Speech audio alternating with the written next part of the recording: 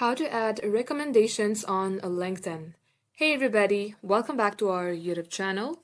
Without any further delay, let us get started. Launch any of your web application and at the top search bar type in linkedin.com. Get logged into your LinkedIn account. In order to ask for a recommendation, you have to click onto your profile under Me section and click on to View Profile. As you do so, you will land onto a page like this. Under your scroll below, then you will see Add Profile section just beside Open To. Click on to Add Profile section.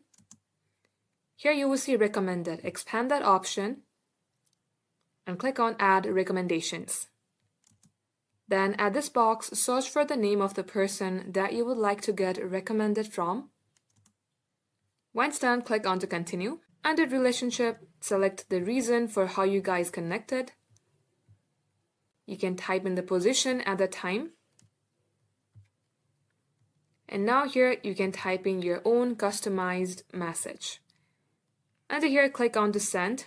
And that way, those messages will be sent on to that person who is going to recommend you. Thanks for watching the video till the very end. If it had helped you in any ways, then make sure to like and subscribe.